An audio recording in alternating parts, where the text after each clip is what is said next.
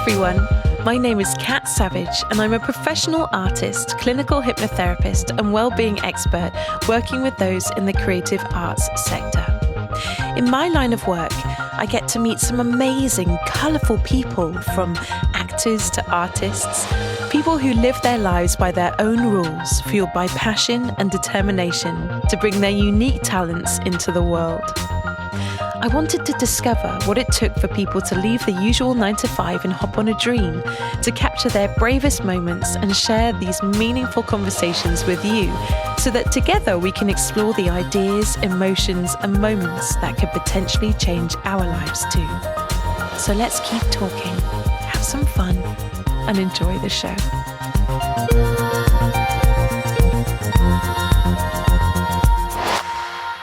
This week on the Brave Moment Writers Mini-Series, we speak to writer, author and relationship expert Kate Taylor. Kate has written features for some of the UK's biggest publications, including The Telegraph, The Times, The Sun, The Daily Mirror, Reveal, Metro, Men's Health, Reader's Digest, GQ and You. She was also awarded Dating Writer of the Year at the 2017 UK Dating Awards and has hosted 2 television series and appeared on everything from This Morning to Sky News to GMTV. With 5 successful books under her belt, she shares her top tips and advice to fellow writers on how to get started, get published, and get noticed. This podcast is jam-packed with gold dust, so pay attention and get those notepads ready. It gives me great pleasure to introduce you to our top UK goddess of the central written word, Kate Taylor.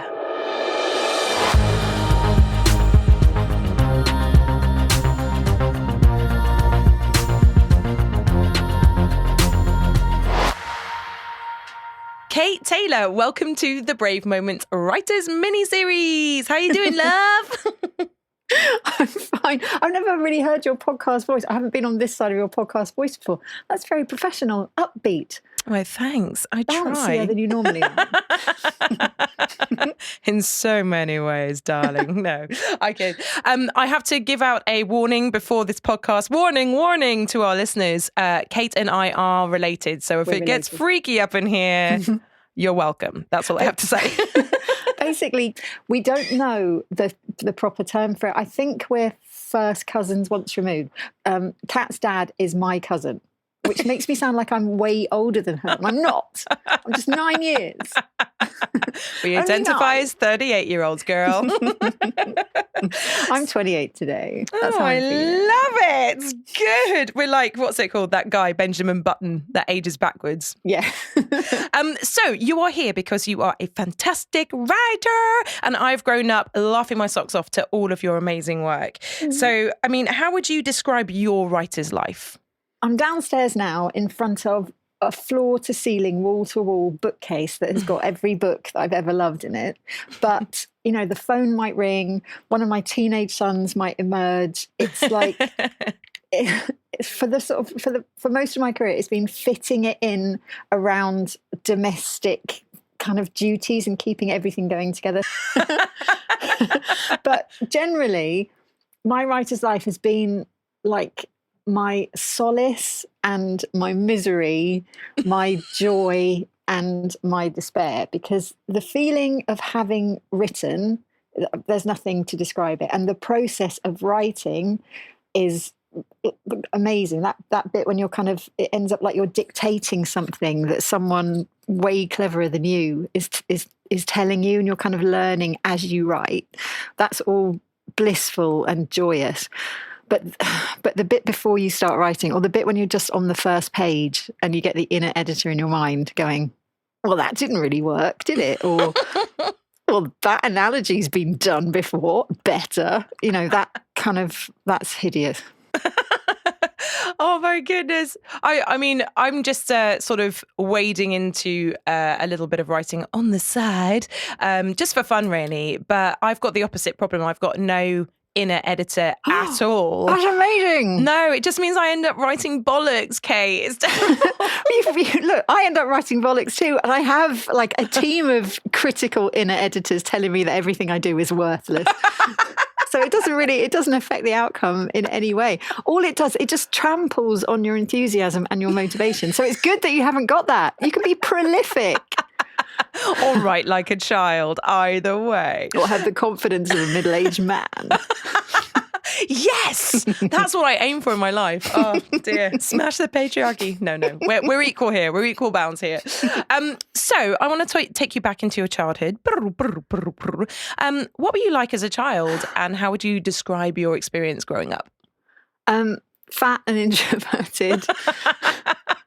But honestly, they're the two most characteristic things that kind of marked me as a person, as a child. Naturally, I'm very introverted, very analytical, an overthinker to the extreme. And that was the sort of main quality of me growing up, and also comfort eating. My mum is the best cook ever, and she used to bake us things. So every day when you get back from school, there would be flapjacks or Belgian buns or something. And I think she didn't want me to grow up with a kind of negative body image. So no one ever said, don't eat that, or like, you've had 17 of those already. Do you think maybe it's time to calm down? But also we moved house a lot, which is something it's only now that I'm 50 that I'm starting to sort of piece together how I became who I am. And I think moving schools, because I think I've lived in 30 different places in my life. Wow, I didn't know that. It's hundreds. It's like so many, because I moved around when I was in my 20s, and I sort of stayed in different places at uni and in loads of different places in London. But growing up as a child, I think we moved, I'm trying to work it out. I think we must have moved about 7 or 8 times. Oh my goodness. So I started at a lot of different schools, and that probably made me kind of get quite introverted, because obviously when you're the new kid in school over and over again, you quickly learn that it's not by being exuberant that you're going to make friends. You have to kind of go into that sort of watchful, let people approach you, see how the land lies before you start saying anything controversial. So I kind of reverted back into that, if you know what I mean. But something happened that I have been thinking about lately. So my mum is really creative and a really, really good writer, like an inspired. She's so good, isn't she? Oh. She's so good. And she's won competitions. She wrote short stories. But then when she had kids, so my brother and I, she sort of stopped writing. She had an idea for a novel and it just became too big and scary and overwhelming, and she sort of stalled on that. So when we were growing up, I think she was quite a frustrated creative and didn't have that expression, which meant that sometimes she would take that frustration, I think, out on my brother and I. She was really unpredictable. Like, what got you in trouble yesterday wouldn't get you in trouble today, or it's something different tomorrow. So we were always being just sent up to our bedrooms. But I learned quickly at a young age that the way you could get released from your bedroom was to write a funny note that made mum laugh.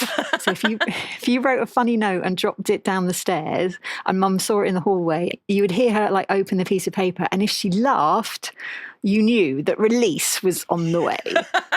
And I think whenever I write something now, I'm trying to connect with a reader, but I'm trying to make them laugh. And I think I'm still trying to get released from my bedroom. Oh, let me just put a little knife through my heart there. Oh my God. Oh. So we can take this in a kind of painful, I had trauma in my childhood. I mean, this wasn't trauma. It was just, I learned to hear the reaction that words would get in a reader. And I learned to know that people loved being made to laugh, or I had like an immediate feedback on a piece of work. So as a kind of, as a young person trying out material, I guess there couldn't have been a more powerful place to start than to try and escape from my room by manipulating my mum with emotions. This is coming out so wrong. No, do you know what else I'm finding really interesting is that obviously you do write a lot about relationships and the bedroom. Maybe this is why. Oh my God. Yeah, basically I spent, all my years I spent in my room trying to get out. And while I was in there, I thought, And that's a metaphor for all of us right now during a pandemic. So I think we could all relate. So you mentioned that your mum was a really, really good cook. What smell specifically reminds you of home? It wasn't food. Oh, okay. It's cool. The smell of nitramorse. What is that? It's paint stripper.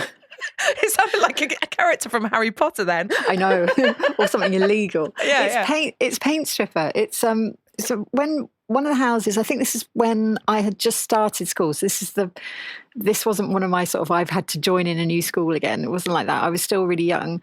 But Mum and Dad moved to this huge old house. Mum actually wrote a ghost story about it called The Web, about this huge, spooky, haunted old house. I haven't read that. I'm going to have to read that. It's really good. It's terrifying. She's like so talented. To look at it, it looks like any house in any horror film. It's just, it had a balcony on the front. We weren't allowed to go in because I think it was rotten. It was going to fall off. But Nick and I just thought it was haunted. And we used to play in like the old servants bit right up in the attic. It was terrifying. But single-handedly, Dad was working away during the week and Mum single-handedly was writing these short stories, looking after my brother and I, and renovating this house. Wow. So every day it was like nitramorse would be like stripping all the old paint off. She'd be boiling brass doorknobs in vinegar on the stove. So like my happy place now, like where I really feel is when I'm decorating a room. That's like really interesting. It's like emotionally, yes, I'm at one with this. Wow. And that says so much about you because your space is beautiful and you've always had a really keen eye for detail and also furniture and stuff like that. That's really cool. It's mad, isn't it? But really looking back, I mean, she did so much. She was in her 30s with 2 kids, both under the age of 5, renovating a house, bashing out these short stories. I mean, she's a freaking legend. She got a lot done. Do you know what, listeners, if you go back and listen to some of the podcasts, you will hear that Auntie Anne is mentioned quite a lot, actually. She really, really is. So she's obviously my auntie. And the way that I describe her is this like wild, eccentric artist that just loves life, basically. And she is such a character. I love coming up to hang out with her because she's got so many cool stories to tell. And Mum doesn't give a shit. Yeah, she doesn't give a shit. In a lovely way. In that kind of eccentric, bewitched grandmother way. Yeah. So talking about your teenage years and having to fit into loads of different schools, et cetera, like what inspired your identity as a teenager and how did you express that? I was a goth. Yay! I think, that was the only way that I could have gone. Now, looking back, through my seat of wisdom, because I didn't feel good enough. And I don't know if that's like a woman thing, an artistic thing, just a me thing. I don't know what it is, but I didn't feel like I was ever going to fit in. So becoming a goth was kind of like if I don't fit in, I'm really not going to fit in. Or if I don't think people are going to look at me through what I look like naturally, which is a fat ginger kid with sticky out teeth. I mean, it was always it's always touch and go on the appearance front. I thought, well, I'll make you look at me through it will be my choice that you look at me. And I loved that. I loved the kind of expression through the makeup. I loved all the lyrics. I loved the people. And even now, if I talk to people, really nice, down-to-earth people tended to have been goths in their youth. People who were goths in their youth tend to be really quite down-to-earth and now aren't pretending to be something that they're not. When I know someone was a goth, and you can kind of tell because there are giveaways, there are still like a little bit too much silver jewellery or the shoes are just a bit too Or their hair's a funny colour. Ding, ding, ding. There's always slightly a lot of eyeliner, like more than you would expect. But, oh my God, I could totally relate to that. And I know that for me at the time when I decided to go down the Nancy from the craft route, it was because I was being severely bullied at school. And at that time it was like GCSE time. And as you can imagine, there was a herd of women in that place, all trying to find their identity and equally trying to compete with each other because that was the environment. But like looking back now, I I know that for me, it was definitely like I was putting on a mask, and that mask was empowering to me. That mask was magical. It was surreal. It was out of the world of competition, because there were so few of us in that school at the time that were expressing that way.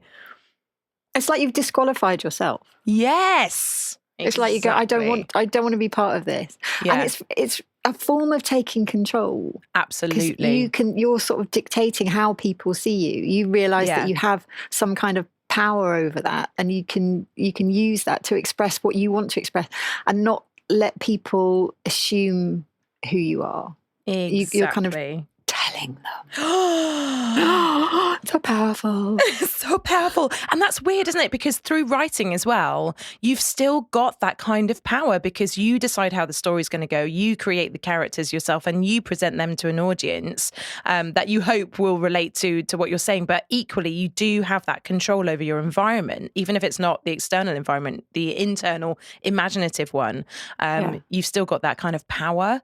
And I think it is. I think it's an empowerment as opposed to power. But there is a lot of satisfaction in being able to go, you know what, I want you to see the world like this, and this is how I'm going to present it to you, and hopefully, you know, fingers crossed, people enjoy it at the same time. So talking of books, I want to know about a book that has inspired you in your life, and when you read it, you go, oh, yes, this is why I'm a writer. There are so many. So I'm sitting downstairs, and like I said, I've got this massive bookcase, and the left-hand side of it is all fiction, but then 2/3 of it is self-help books. So they're all on the right-hand side.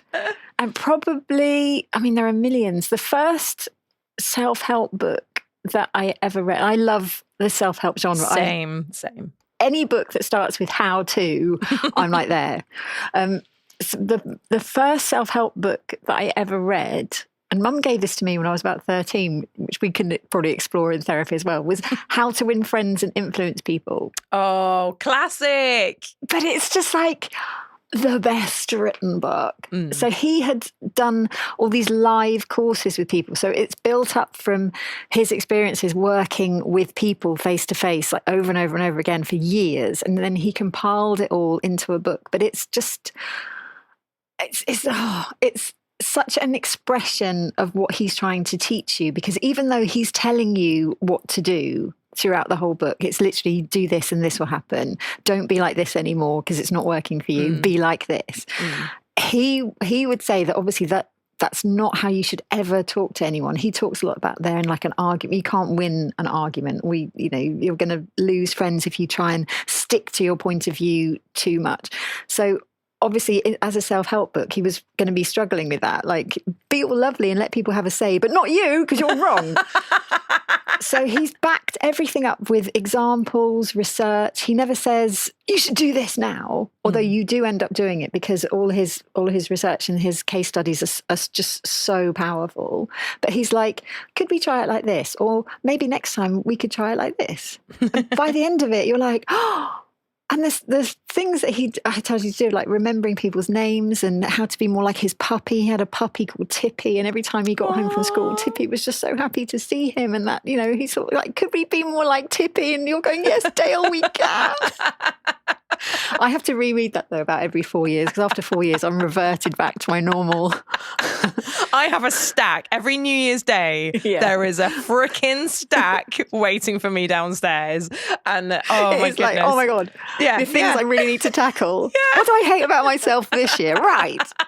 But I love the genre because it's hopeful. It is hopeful. Book. If you think about what mood you're in when you're in a bookshop, and in American bookshops for self-help books, I mean, it's just like Mecca. We don't have enough self-help over here. But you go in an American one, it's literally, which part of yourself are you not loving at the moment? And there's like a whole wall dedicated to helping you fix that. But it's such a hopeful thing, because you kind of like, you've identified what you think the problem is, and you're going out there optimistically to seek something that will help you. And as I think we've both discovered, sometimes just the art of buying the book can be enough. There's this Japanese concept, and I'll drop it in the show notes what it's called, where you buy loads of books but you don't read them. You just have them because it makes you feel safe.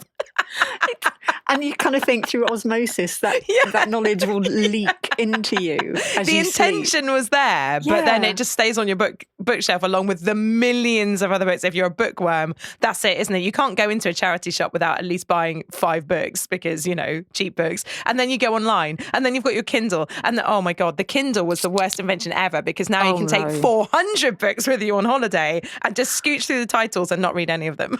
No, do you know what is the worst invention ever? It's the shared library that you can have on Kindle with someone who's in your family. Because it's kind of like, look at all the stuff I hate about me. Like, never do that with a boyfriend or a husband or anything until you've really culled that. Because mine is all like, how to lose 10 pounds immediately, or how to make someone love you within 5 minutes, or how to hide how to hide every mistake you've ever made, living with ginger hair. Oh my God. Like to see someone else, awful. Just hideous. We should totally share our libraries after this because I think we'd just piss ourselves laughing, wouldn't we? Oh my God. So talking of writing and self-help genre, I consider what you do pretty much a self-help genre in itself. And you've helped so many people around the world with their relationships. What inspired you to go down that route? I mean, obviously you've just talked about how much you love the genre in general, but what inspired you to pick up a pen and think, oh, I know, I'm going to help people with their relationships? I never went into it thinking, I know everything and now I'm going to share that with you. And I think there are 2 types of people who are knowledgeable about a subject. And in the beginning of the rules book, they talk about Melanie. But can you describe the rules book for us and just tell us what that is? Oh my God. So the rules book you actually gave me, you were the one who introduced me to the rules. It was like 1995 and you'd just been on holiday with your mum and dad and you came back and you said, oh my God, I found this book and it's like amazing. And you let me keep the paper front cover because it had the 10 main rules written on the back and you said, well, keep that and learn. And I never did. So the rules was written in about the mid-90s by 2 American women, Sherry Schneider and Ellen Fine. And it's basically how extreme playing hard to get with men. And so they wrote it because they lived in New York and the dating market in New York at the time, like Sex and the City time, was incredibly competitive. If you wanted like an alpha male bachelor, I mean, it was just like dog eat dog in the dating world. And nice girls were finishing last. So they sat down and they wrote out the things that they knew would make a man just nuts about you, just nuts. And it's still in print now. They've written about 4 more. There are rules for everything in terms of like being married or like starting over. Now they've done one for the digital age. It gets slated, but I still think it's like a really important dating book because it teaches you, if you're too nice and a bit of a people pleaser, I mean, ding, ding, ding, I can relate. If you put people up on a pedestal, if you're very anxious in your attachment style, what it does is it doesn't fix those things, but it teaches you to date like someone with amazing self-respect. And so in the beginning of that book, they talk about Melanie. And Melanie, I think, is like our Auntie Val. So my Auntie Val, your grandmother. Oh, I love Val. What would Val do? What would Val do? You gave me that bracelet. It's inscribed, what would Val do? So Val was the most self-assured, confident, beautiful, glamorous woman ever. And Val would never have written a dating book. Val should have written a dating book because Val instinctively knew how to do all those things. But I think if you instinctively know how to do something, you're never going to write a guide to doing that with other people because you kind of don't realize how much other people struggle with that. It's like once you've learned to walk, you would never write a guide to walking because you would just assume that everyone can do it. You just practice and then you do it. That's the end. So for me, with dating and sex and relationships, this is hard-won knowledge. This is things that I was looking up. These are problems that I wanted to solve because it wasn't working out for me necessarily. And so it's not written from the point of view as an expert, although they call me an expert now because I've spoken to so many other people and read so much research and seen so many studies. But it's more of the kind of like, oh my God, I really messed this up. Do you mess this up? It's awful when you mess this up, isn't it? Here, this is what we can do. It's that kind of if you are really anxious like me, if you get really attached to people when you have sex with them, like I used to do, well, I still do. I'm married. I'm not. It's not quite so much of the buffet now as it was. If you worry too much about how people see you or trying to make people like you, if you're someone who struggles with that, then this is what I've learned that we can do to help. And here's how to do it. And your books are fantastic. I mean, Not Tonight, Mr. Right is still my favourite of all the work that you've done. And you've done so much work. Yeah, Not Tonight, Mr. Right is brilliant, isn't it? And it's been published globally now, hasn't it? Yeah. That was my passion project. Like, before I'd written that, I used to think, if I were to die tomorrow, what would I really regret? And it would be like, I haven't written a really funny book that I believed in. And now I kind of... Now it's like, I haven't written a funny novel. I need to write a funny novel. And you will. But it was a passion project. It's something that I believed then. I still believe it now. And essentially it's, so Not Tonight, Mr. Right, why good men come to girls who wait. And it's just how by delaying having sex with someone, most of the problems of dating just disappear. They don't happen.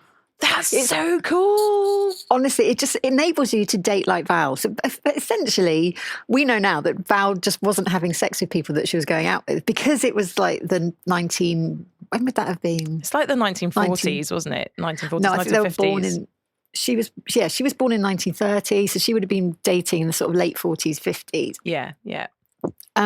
When women didn't have sex with men. And a lot of the films from that era, it's men chasing after women. And it's courting, isn't it? That was the thing that's missing from our generation now, especially with things like, Tinder and all the rest of it. You swipe left, you go on a date, and it's just instantly started, as opposed to that sort of build-up of heat, maybe between a friendship group, and you see someone in that friendship group that you love, and then you kind of like, you court and you flirt. And I think maybe the art of flirting is being lost in our sort of convenience culture. Yeah. Yeah. I read a really good definition of flirting once. It's attention without intention. I really like that. I want that as a tattoo.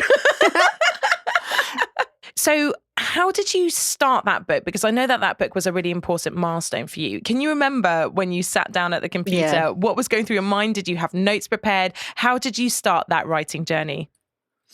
So, right. Dating without having sex was something that I did naturally, basically because my mum brought me up in this really strict way, like, don't have sex with them. So the first man that I ever had sex with, I was 18 and engaged. And they're kind of like, I'm engaged now, am I allowed to do it? But so all the time from my late teens and my 20s, I wasn't having sex with people in the first 3 months of dating them, but all my friends were, because it was the 90s then. It was that ladette culture. And so girls are just going to, it still felt quite a naughty thing to do, to, oh my God, I like totally shagged him on the second date. But, we were doing it. And I tried that a couple of times at university and it didn't work out for me at all because I'm someone who bonds through sex. Like before sex, I'm cool, relatively calm, not stressing too much about something. But as soon as I've shagged them, that's it. I'm like stalker. I'm single white female, but in a relationship. I'm the bunny boiler. And it's oxytocin. When I researched it, there's a chemical that does that to you. And I call it the fatal attraction hormone in the book. So it's something that I'd always believed in. And I couldn't believe that nobody else was doing this, or that chastity or abstinence had suddenly got such a bad image. It had been taken over by religious groups, or it was seen as something really, really old-fashioned. And I felt like it was too important a thing to be sort of just lost forever, or just taken as a sign of your Christian faith or something, because it can be that, but it doesn't have to be that. It could just be something that you feel way more comfortable. And also if you're insecure, then I mean like for me, I didn't have sex on like my first or second date or whatever naturally because I was so insecure about my body, which I think a lot of teenage people are, aren't they? That you just you're sort of naturally like a rabbit in the headlights with that kind of thing. And you're right. When you've got all of those hormones flying around your body anyway, you do bond straight away. So straight away. Yeah. And you don't have that time to build up that sort of relationship, like companionship first. or the friendship side of it, or just being able to trust someone. Yeah. Because oxytocin makes you trust people. When your body releases oxytocin, you naturally become more affectionate and more trusting towards them, because it's the bonding hormone. It's the one that mothers and babies have. It's the one that you build up during a long-term relationship. And they're all like an amazing qualities it gives you, but they're not qualities that you want to be happening when you've just met someone a week ago. You don't want to think the sun shines. You don't want to believe every word that comes out of their mouth because you don't know them yet. Yeah. So just by avoiding doing that, it saves you so much heartache. And I'd always believed that. I'd always been taught that. I went off on my own in the Ladette way, tried it the other way, realised that it really doesn't work. If you're like me, it doesn't work for you. And then came back. And then so I was married to my first husband and we were watching telly. And I had that kind of, well, what can I do? I could write something. Maybe I should just write something. So I went upstairs. I had this really lovely home office. I went upstairs and just thought, I'm just going to put all these thoughts that I have about not having sex. I'm going to write a book about not having sex. I don't care it's not fashionable. I don't care. I believe in this. I'm just going to write it down. So I opened a document, like a Word document, and started writing it, and it fell out. I have never had a more strangely I am dictating this experience in writing than it was. It came, the book proposal for that came out in one go, and I didn't change anything. That's unheard of. Because it was amazing. it was around the same time that Britney Spears and Justin Timberlake had just got engaged, I think, but they very publicly hadn't had sex. So I remember it started off with something example, Britney and Justin, everywhere you look, people aren't having sex. It just came out in one go. Like I didn't have the inner editor experience. It was more like I was taking dictation from something that I'd obviously kind of compiled in my subconscious or something. It came out in one go, everything from the kind of the overview. Because when you're writing nonfiction, you have to write a proposal. And I love writing the proposals. You have to write an overview of the topic, what other books had been written on that topic, why you're the right person to be writing about it, and then a contents list.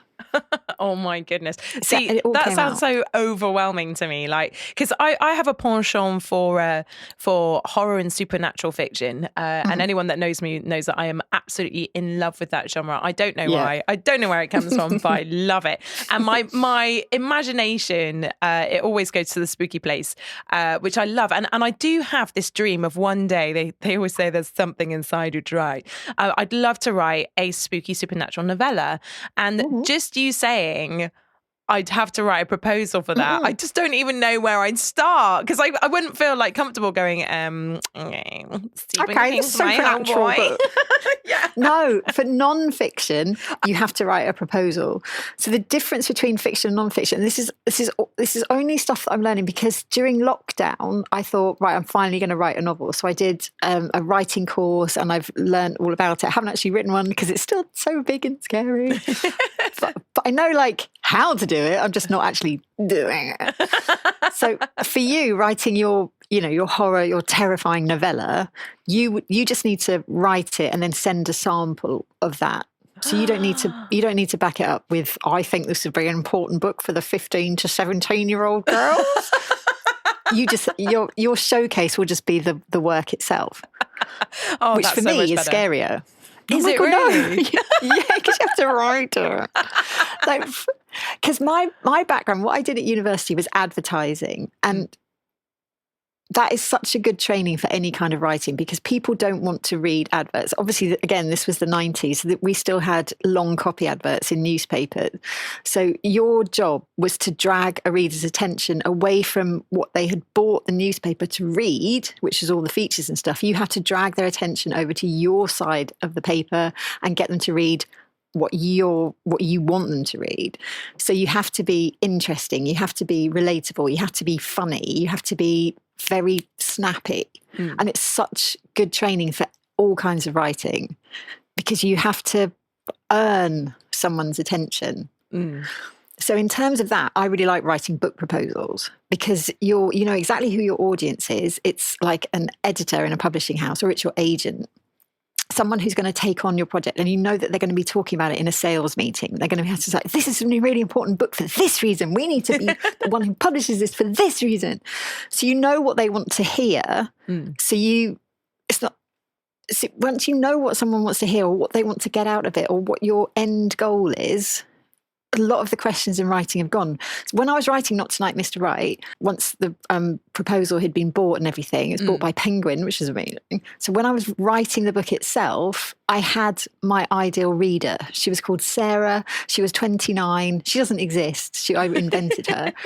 And I would sit her on the edge of my desk, mentally, and write to her. Like, what's Sarah struggling with? What does Sarah hate about dating? What's going to make Sarah laugh? Is Sarah bored in this paragraph? Is Sarah thinking, yeah, but then you remember that it's like a conversation between you and someone else. It's not a speech. You're not standing up there on a podium just talking at someone. You're talking to someone. And when you really get into it, you can anticipate what they want to hear or what questions they might have or what mood that they're in when they opened your book. What emotional state, if it's self-help, what emotional state are they in? What problems are they struggling with?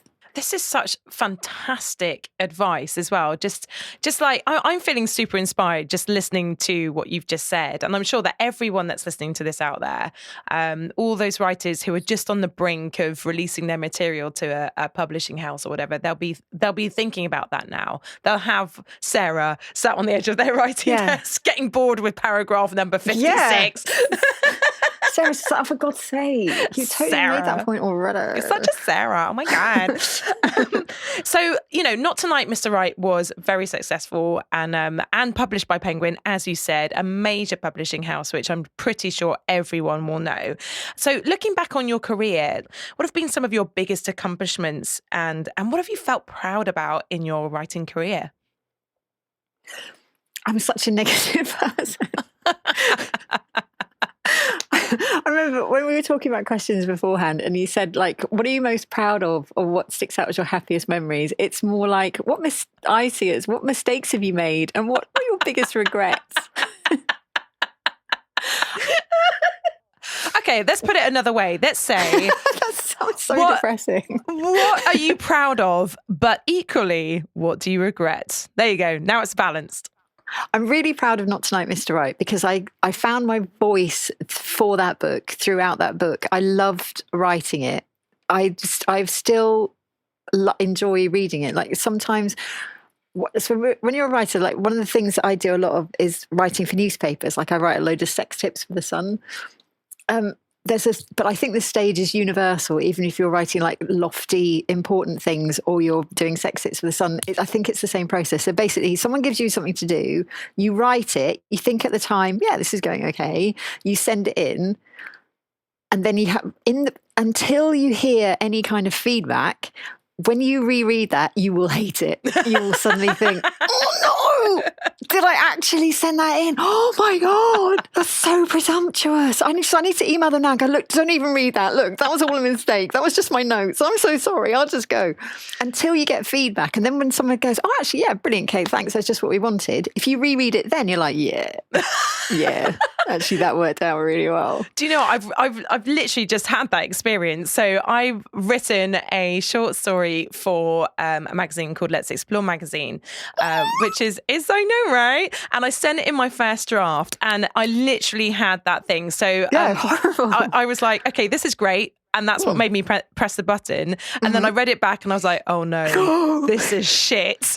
Yeah, and this is then, the worst thing ever. Then I emailed Killian, who's the editor, and I was like, look, just to let you know, this is my first draft. There's a lot that's going to change. It's about 3,000 words too long. I'm really sorry, but can we have a meeting like next week for the second draft? And he was so sweet. He sent me back a whole heap of like helpful notes and stuff. And he was like, look, it's brilliant. Don't worry about it. Just, we'll have a meeting anyway. But yeah, and it's not. That's so cool. It's so cool that you did that. Thanks, babes. Yeah, that for me was a huge brave moment because I've never done that before. So yeah, that was exciting. But yeah, so going back to your situation. Oh. So honestly, for me to be really proud and joyous and inspired by something, you have to catch me like in the moment, because within 5 minutes, all the kind of like the negative thoughts will have creeping back in, like, we could have done that.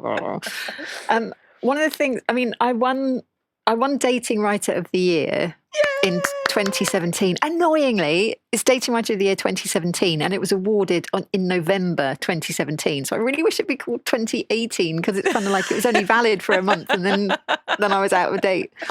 And I ugly cried. Yeah, they take like official pictures of you getting your award, and honestly, I'm like, it looks like my whole family has died, and it's but I think I was even surprised, like, how proud I was of that, because it wasn't, so the dating like awards are all about people who've helped other people with dating and relationships, but mine was Dating Writer of the Year, and I hadn't really let on to anyone. I think I was playing it down by going, oh, you know, I'm just entering it just for fun, and it would be like good on my website, or but I was so invested, like, in my soul. So that was overwhelming, because it was like a writing award. That was overwhelming. But the mistakes that I've made, going back into a more familiar territory of negativity and depression, there's one thing that I do wonder if things would have been different. So after I wrote Not Tonight, Mr. Right, I tended to write books when I was pregnant. So I've got 2 kids, and every time I was pregnant, I wrote a book, and it was brilliant for me, because it was like it gave me a 9-month deadline, because I knew, you know, in 9 months' time, my life is going to be turned upside down. There's going to be chaos and night wakings, and you know, I had to get it done before that, so it worked really well. But so when Not Tonight, Mr. Right came out, I don't know how the timing of this worked, but basically I'd just given birth to my youngest, and I got a call from, what's that huge morning show in New York, the Today Show? Yeah, the Today Show, yeah. So I was there, like, half asleep, and they rang up and said, is that Kate Taylor? I was like, oh, yeah, well, and they said, it's the Today Show. And I was like, no, it's not. And no, it is. We're doing a show, like, next week about abstinence, because when my book came out, some other books came out. I think 2 other books also came out about, like, not having sex. One was quite religious. I honestly don't know what the other one was. But so we'd all, like, taken this theme, and they were like, we want to get you all on the show and have this, like, really lighthearted, chatty discussion about not having sex. What do you think? And I went, I don't know. I don't know. I couldn't think straight. And I went, I really need to think about this. Can I just, like, you know, like, baby brain? And they went, well, yeah. Like, no one has ever said to the Today Show, can I just think about this? Basically. And I put the phone down and went, oh my God, that's Matt. Oh my God, this is huge. And I thought, I don't want to leave Harry. And can I take Harry on a plane? He's only 2 weeks old. And while that was all going around in my head, I fell asleep. Oh, because no. They'd rung at a weird time, because obviously they were America. I was, like, sleeping, like, as and when. And I woke up 4 hours later and went, oh my God, of course I have to do it. And rang them back, and it was too late. And they went, no, we've got someone else. And I do sometimes think back to that decision. Do you know what? It's weird how things haunt you as well, because you never really get closure after a regret, do you? So I had a similar situation with a record label who I won't disclose, but I was at the Academy of Contemporary Music at the time, and me and my band at the time, which was called 3 Miles Home, we went in for an audition for this record label, and when we'd finished our stuff, the record label offered us a publishing deal, which is amazing. I said the same thing. I said, I need to think about it, because I'd moved back down to Cornwall at this point, because I was really homesick living in London. I'm a country girl anyway, so I didn't feel at home in the city, and that was, you know, subconsciously really affecting my mental health. And I did exactly the same thing. I turned it down. I said, I need to think about it. Kind of, they were like, well, you can't really think about it. You need to sign it now. If you're going to do it, you need to sign it now. And I couldn't, and I ran away. I literally ran away. I can remember leaving that building. Oh my God, it makes me feel sick just thinking about it. With my band shouting after me, leaving the building. I ran to the train station and just got on the next train. It was horrible. And I think about that regularly. You know, obviously with time you get that sort of sepia tone over the regret, but I still think, what did I do? What a idiot, you know. But you do make peace with these things, don't you? Eventually you're like, okay, well, no, I'm lying. I have to, the only way I can find peace. So in my mind, like when I'm torturing myself, I think, I went on the Today Show. I was amazing. I had the British accent, which they really like. I was really funny. And now so now in my mind, I'm like basically a Hollywood actress, looking in the kind of road not taken. Everything ended up. The only way I can ever make peace is thinking, well, the plane might have crashed, Like I might have taken Harry on the plane and it might have burst his eardrum when it landed and he might be deaf now. It's like... See, I think that the whole podcast, the Brave Moment podcast is dedicated to that one regret. That's why I think the reason why I'm so overproductive in my life is because of that moment. So in some weird ways, how to avoid the next regret. How to avoid the next regret. Oh my God, you should write that book. Let's do a collab. How to avoid the next regret. I guess we're living proof, aren't we, of that? You only regret the things that you didn't do. Yeah. Because to be honest, I think most of my life I've regretted a lot of the choices that I have made and things that I have done. But you're right. It's the kind of the what if moments.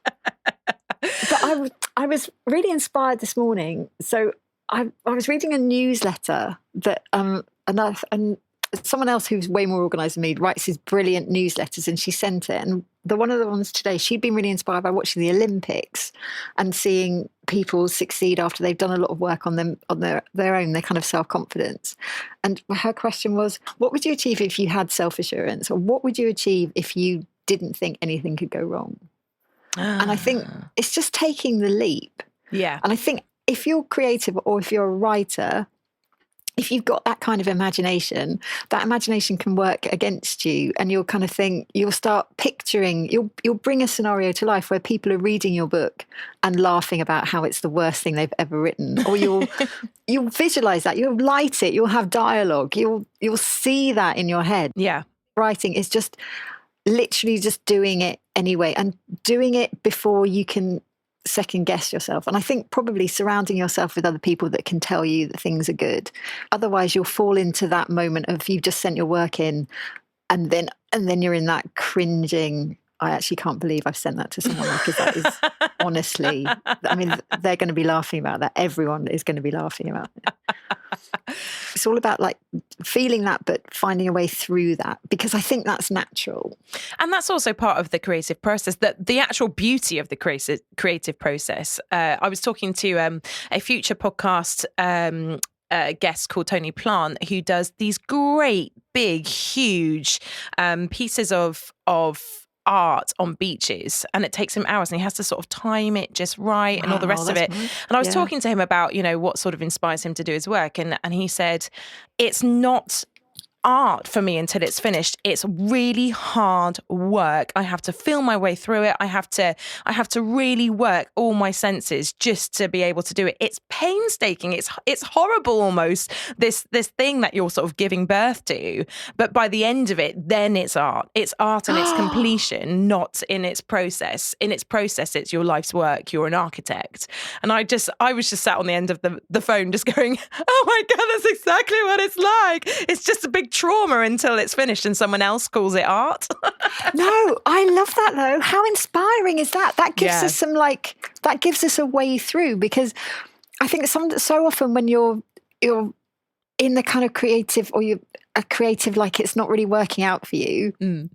I'm sure there's a word for that, which as a writer I really should know. But when you're in a kind of creative slump, the worst thing that you can do is wait for inspiration to strike you, or wait for the muse. Wait till you get that feeling that you want to start. Because at the end of the day, it is work. But the fact that it is work is good news, because that gives you a structure, that gives you a plan.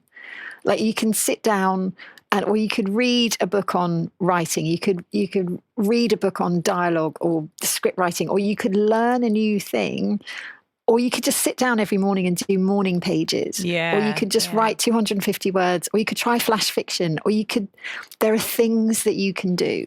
Do you know what? That's such great advice. And funnily enough, echoed in the last podcast where we did actually talk about morning pages as the writing exercise for that week. So if you haven't heard it, listeners, go back and listen to Will Memuir's podcast. We talk about the morning pages in there.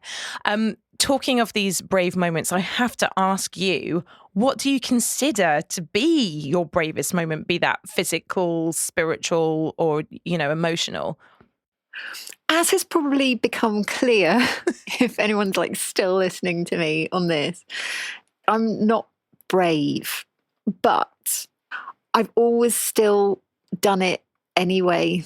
And I think, I don't know why, but from quite an early age, if an opportunity came along, apart from the Today Show, but that was like baby brain, whenever an opportunity's come along, I felt I should say yes. So how things normally go is, Kate, would you like to come and do a live event talking about dating? And I'll say yes, because I don't let myself say no.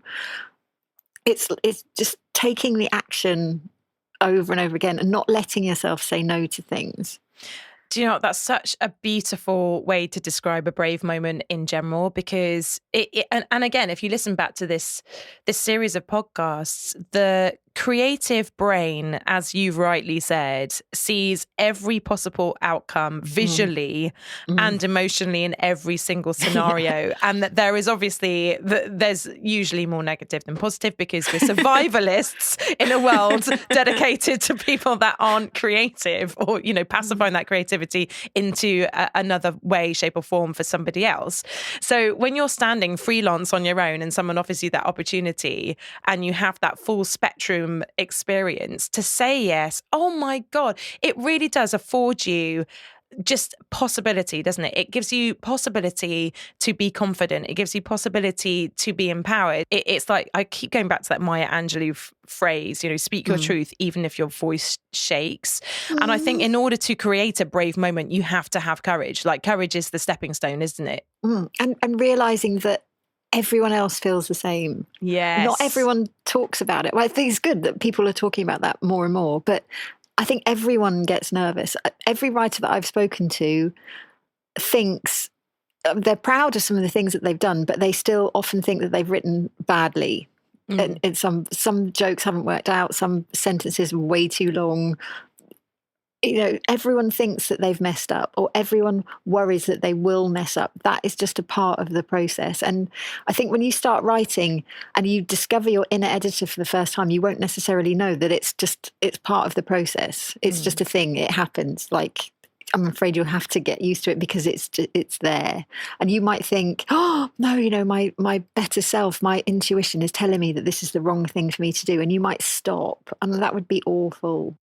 We need you. We need people that are kind of feeling the fear and doing it anyway. We need people that are pushing through the pain, because then everything becomes relatable. Then you realize, if they're nervous but still successful, maybe nerves isn't a sign that I'm doing the wrong thing. Maybe it's a sign that I'm doing the right thing, or it's, I could still be successful even though I'm like crapping myself.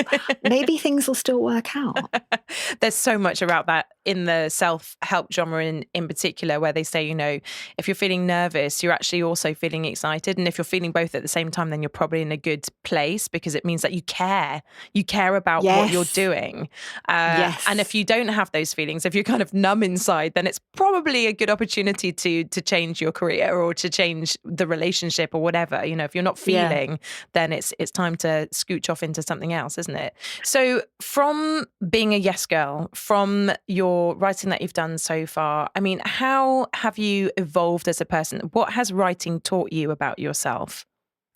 So when I was at uni and I studied advertising and copywriting, there was a book called The Craft of Copywriting that teaches you how to get people's attention and keep it. So I devoured all these books on how to write, nonfiction, like when I was really young.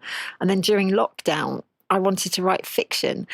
But for some reason, I got it in my head that fiction is just something that you're born knowing how to write. And if you can't do it, then you're just not meant to do it. And then I sort of had a little bit of a light bulb moment where I thought, hang on, if I learned how to write nonfiction, I could learn how to write fiction. And that that opened up all this possibility again. Basically, just keep learning, keep building it, and don't believe that you're done, that you're cooked, that you've got to that perfect state. And again, weirdly, harking back to Will Memuir's podcast, which is, just before yours, he says exactly the same thing. He says, keep reading, keep writing. You're never at a point where you're sort of a master. Like, the master thing is an illusion. You're always learning about your craft if you're a craftsman or craftswoman in any genre, really, aren't you?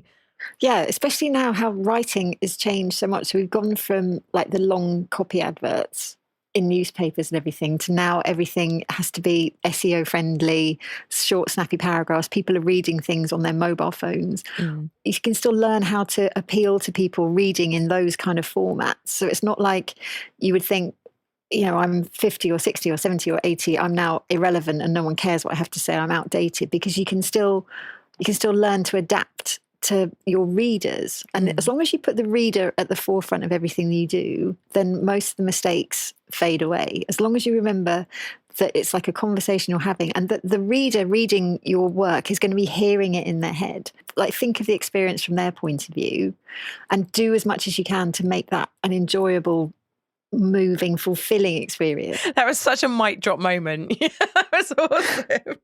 So I'm going to put you into a quick fire question round now, Kate Taylor. Are you excited? No, but go on. Okay. Song you must absolutely sing along to in the car. Forget You by CeeLo Green. Oh, nice. I love it. The rude version. Obviously. Book that made a great impression on you recently, and why? No, my all-time favourite book is Sex and the Single Girl by Helen Gurley Brown. And it's only recent in that I reread that every year or so. The way that she's written that is amazing. She's so chatty, so helpful. So you can be anything you want to be. That's love it. Favourite film? Oh, there are so many. Probably Limitless or Clueless. Anything with a less in the thing. I'm laughing because the next question is thing that you love about yourself. Oh, God. No. I've got really long eyelashes. And can I put also in there, you've got the best hair any girl could ask for. It's flame red and it's the perfect weight and swish. So I'm putting that on there. If you're buying me a drink, you better buy... Oh, Southern Comfort. Southern Comfort is my happy drink. It's like, it never goes wrong. Wine can go so wrong. You can turn up at a party so joyous and then like a glass of wine and hate everyone and remember why you valid reasons for hating everyone and everything your husband's ever done that's annoyed you in the past 20 years. Southern Comfort never goes wrong.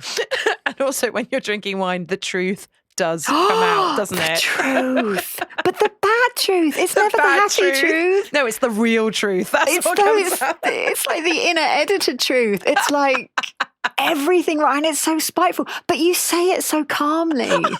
You say it like you're like a barrister in a courtroom. And I put it to you, why would you have said that 7 years ago at 7:30 p.m? Why would you have said, I think you've looked thinner in other dresses? Why? That's emotional abuse. But you're like, oh God, I can't do it now.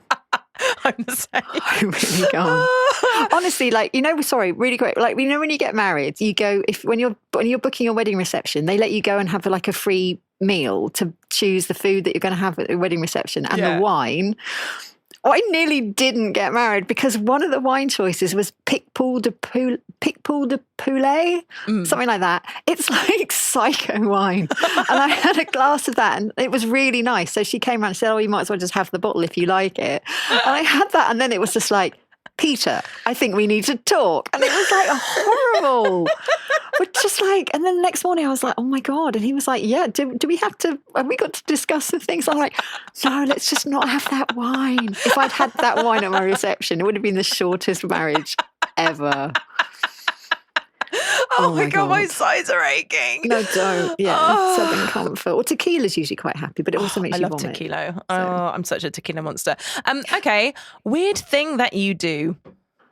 Sometimes, right, so there have been a lot of books that I should have written but didn't get around to because of self-doubt, children, domestic duties, making soup is where I tend to procrastinate. But then I'll find that I was kind of quite good at sensing the zeitgeist for something. And so in about 2 years' time, a book will come out that I had the idea for and should have written but didn't get around to because of all those reasons. I will go and read the good reviews of that just to torture myself. Do you know, I'm the same with that. Awful. I'm exactly the same. Every single good review. It's terrible, isn't it? It's like pain. It's like making myself walk over hot coal. Do you know, there's a book called Big Magic, and in there she talks about the situation. I know this is a quick fire question round, listeners. I'm super sorry, but I've got to get this in. So she talks about this moment in the book where she's been writing this book about the Brazilian rainforest and how they tried to build like this motorway through it, but every day the forest would basically eat and erode what they were doing. And she'd written this book about it. Well, she'd written half a book about it, and then she moved to Italy or something, and then she kind of completely forgot about it.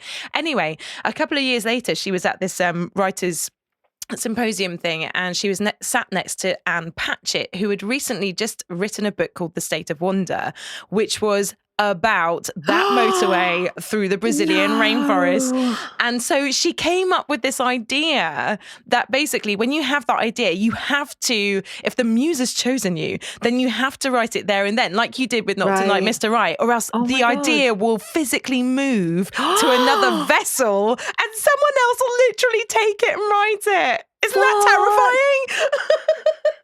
But that's how I've honestly seen that. When I was working at GQ years, oh my God. I know, when I was working right? at GQ years ago, I was working with this amazing art director called Tom Usher. He's like now creative director of everything. He's amazing. But we was just sitting there like one lunchtime saying, oh, we should write a book, right? And it should be like from one chapter's from the man's point of view, one chapter's from the woman's point of view, and it would alternate. We were, yeah. Didn't get round to doing anything. And then 2 years later, that Come Together book came out. That was exactly. Oh my God. And then I'm really rich and successful now. It keeps.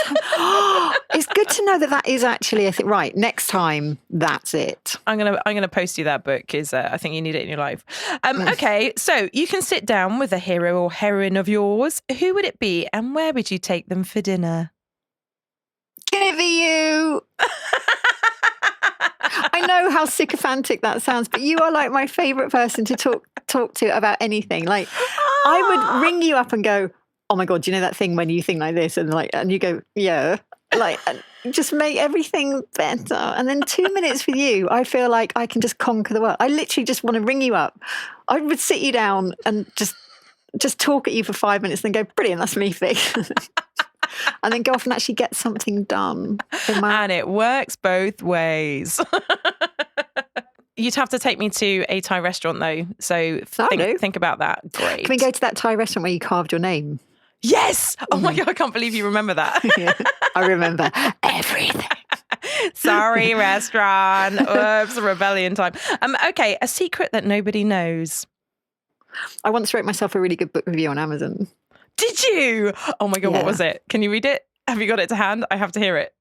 No. One of the reviews for Not Tonight, Mr. Right is written by someone incredibly close to that project. Yeah, that's all I'll say. But she really seemed to like the book. Is that actually like illegal to write? I don't know. Positive? Let's just quickly move swiftly on. Best piece of advice you've ever received? When you're going through hell, keep going. That's a Churchill quote. And I got divorced. My first marriage lasted for 10 years and then we got divorced. And that was really, really hard. And in the middle of that, I suddenly stumbled across this quote, when you're going through hell, keep going. And I love that because, never give up. Don't stop. I really like that too. It's one of the other podcasts in this series, Kim Rao, she was talking about this too shall pass. Like it's such an important thing to remember when things really do hit the fan. Yeah. Good choice, girl. Good choice. Okay. If you were reincarnated, what 3 memories, skills or objects would you take into your next life? Objects, I'd have exactly the same kids. Nice. If I can see them as objects. No matter who I was with, I would have Tom and Harry again. Skills, I like being able to write and I like how I can draw pictures really quickly. I'd want to do that. And memories, probably about the time that we lived together in London. And we would put the world to rights, but so wrong. And we would talk about going mental and you would process all your emotions over 3 bowls of cereal. Yeah. It was those. Melba toast and some salad cream, I think you'll remember. And poker. We were so good at poker back then. We were. Oh, yeah. That anyway. really, because that was after I got divorced. And so it was kind of like broken, and then you put me back together. It was such a happy time. I think women should live together. Like Victorian times. I want a governess and I would like a maid. That would be cool. A confidant, if you will. See, that's gone. Anyway, last question. If there was a zombie apocalypse, what would you use as a weapon and where would you hide? My wit and my quick thinking. I wouldn't. I would die. I am not good in a crisis. I would die. And I think I would just accept that and think, well, this is it then. I might as well just lie down and let them take me, because I'm not good in situations where you have to act immediately or all will be lost, because I'm such a processor, analytical overthinker. I think I would sacrifice myself for the greater good. I think I would do that. Then I could go down in history as someone who was sweet and protective rather than just cowardly and You'd become a saint. That would be cool. A martyr. Saint Taylor the Brave. I love it. Well done. You've survived your quickfire question round. Here comes your solitary clap. Yay! So I have one final question for you before we just basically get off this podcast and then just start talking normally over the phone.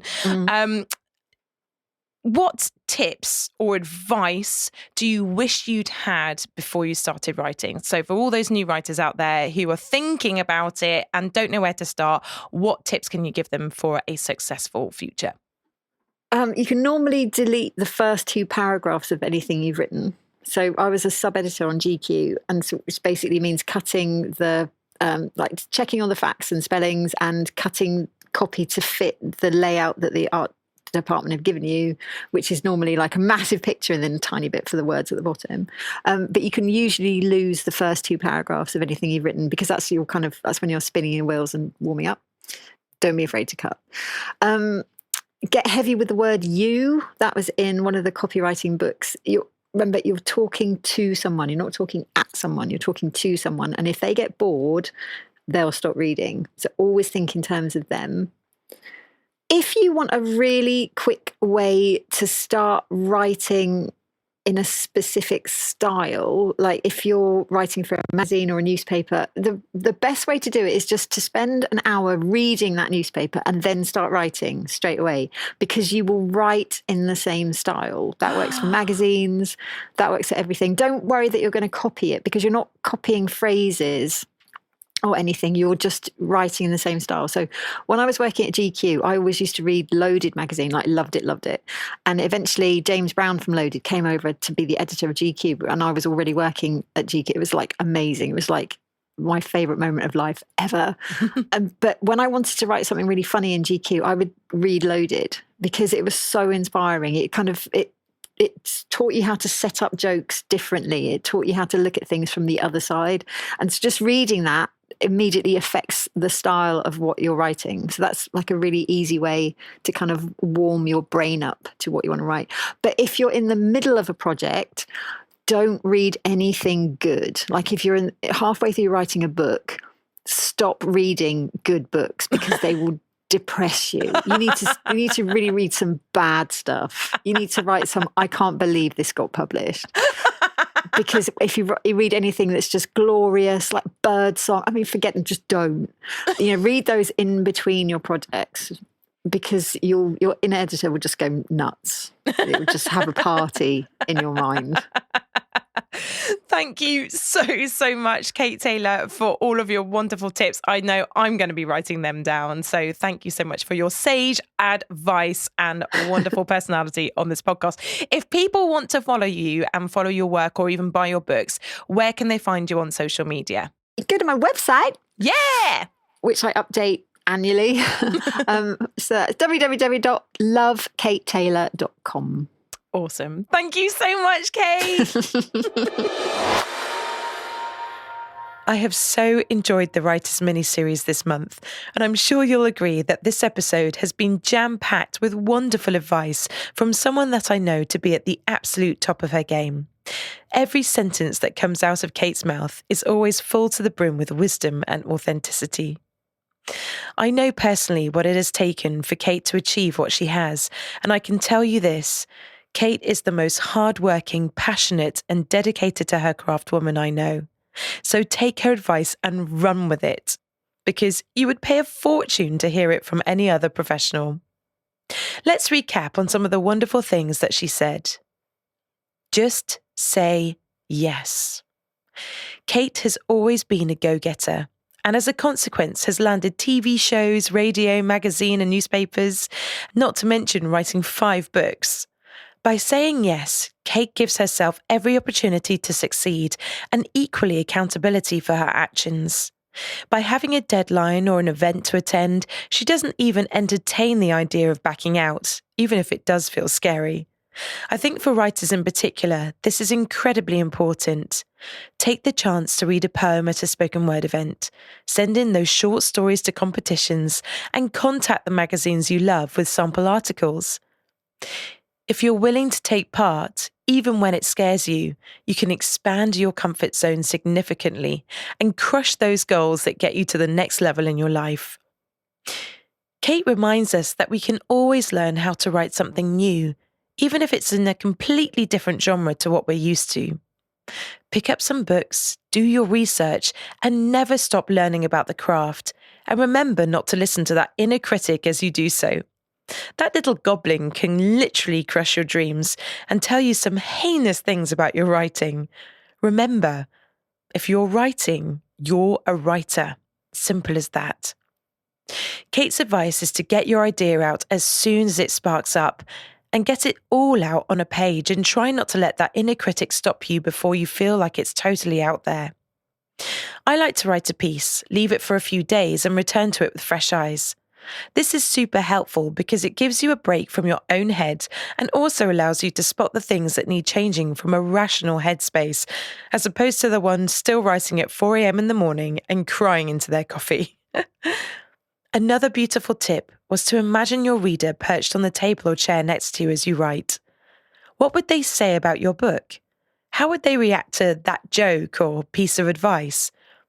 Imagining their reaction and getting their input is incredibly important because at the end of the day, they are exactly the type of person that will be picking up your book and reacting and relating to your words. So try your best to really imagine that person, what they're feeling, why they picked up your book in the first place, and imagine that you're in a conversation with them as you write. Finally, Kate says that you can usually delete the first 2 paragraphs, as they are the place where you get those initial thoughts to fly and flow. Editing is challenging, but once you start hacking away, it actually becomes quite a fun exercise. I'm in the middle of editing a second draft for a short story at the moment, and have found that in your first edit, you're kind of swiping out big chunks of writing. In the second edit, you're moving things around and changing paragraphs. And finally, you do your line edit, where you go through individual sentences and try your best to elevate them. It's actually very satisfying, so don't be afraid that you'll lose the essence or brilliance of your piece, because you absolutely won't. And maybe you'll find an even better way to say something. I've given myself an exercise where I take each individual paragraph and imagine that I have to pitch it in a few sentences. This is great, as it gives me a clear view of what I'm trying to say and helps me to hold on to the point and meaning of the paragraph with each edit. So I think for our final writer's exercise of the series, we will take Kate's top tip on how to write in the style of the publication you may have a commission for or wish to write for in the future. Take your favourite publication and read it for as long as you like. Try and observe the style and tone of each article, and when you feel ready, write your own piece. Try and emulate the same flow, feeling and tone of the publication, and as Kate says, don't be scared of copying someone else's work. You're not taking another person's story, you're just sensing the style. When you're done, read it back. Could it sit comfortably in the publication? Does it feel familiar? Maybe try reading an article from the publication and then yours and then another one from the publication and see if it feels as if it fits. Who knows? This could be a great piece of work to send in. Good luck with your work, and please get in touch with the show if you would like to feature in the 2022 Writers Series. For now, I leave you with a quote by Barbara Kingsglover. Close the door. Write with no one looking over your shoulder. Don't try and figure out what other people want to hear from you. Instead, figure out what you have to say. So go figure it out, my dear listeners. And remember, you were born to tell stories. It is humanity's greatest gift and biggest global achievement.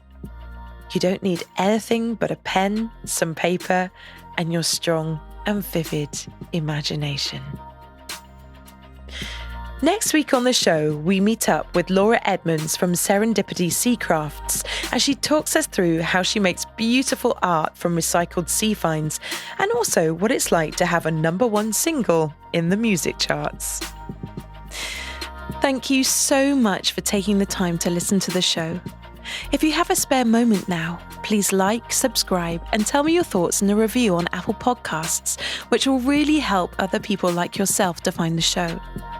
Of course, you can also share the show with your friends by following us at the Brave Moment Podcast on Facebook, Instagram, and YouTube, or on Twitter at Moment Brave, or just follow the Linktree on all of our social media platforms. It's been so wonderful to have you all here with me again. Please get in touch with your own stories, and remember, your brave moment starts now. Bye.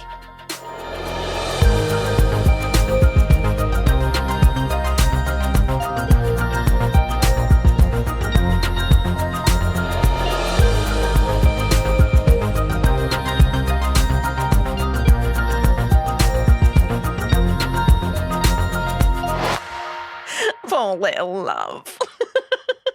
The doubts are rushing in already. Can we do this again from the top?